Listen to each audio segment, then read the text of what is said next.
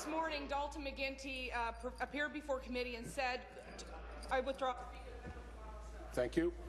Old habit. The member from Ottawa South testified at committee and said it was, quote, unquote, the right thing to do to cancel those power plants in the middle of an election. You admitted last week that it was a political decision, so we can only conclude it was a right thing to do politically for the Liberal Party of Ontario. Earlier today, he also refused to acknowledge how much was too much in order to cancel those power plants and save those seats. We don't know, $1 billion, $2 billion, $3 billion. He wouldn't say, Speaker. We also know that Shelley Jameson, Joanne Butler, Colin Anderson, David Livingston, and David Lindsay all said that you knew from the outset how much this was.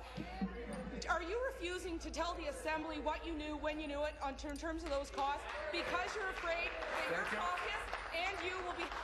Thank you.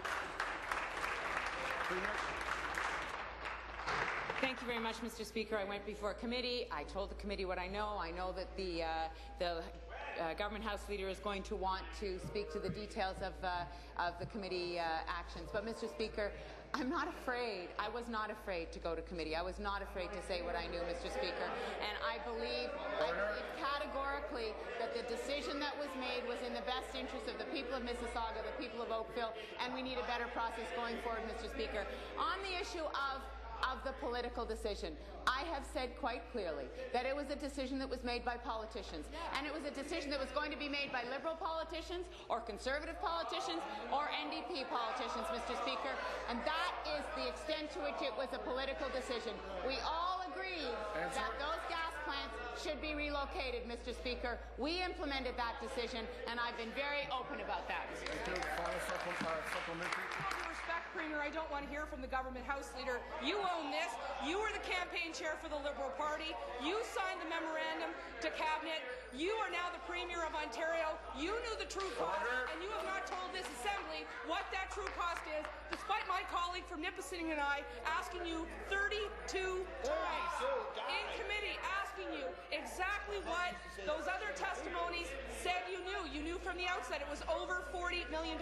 You made this decision to save seats, including the Finance Minister who sits beside you. Our question back to you, Minister, Premier, not to the government House Leader. Are you withholding what you knew when you knew it because your caucus, your Cabinet, and yourself would all be held in contempt?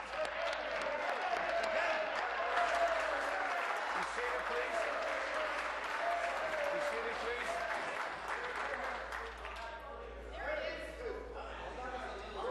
Order. Premier. Leader.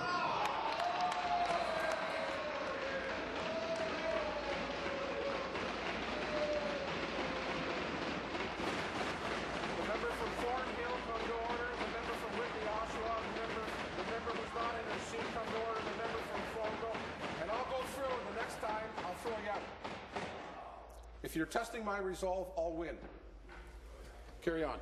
Mr. Speaker, I'm not surprised that the honourable member from Renfrew, come to order. Last time.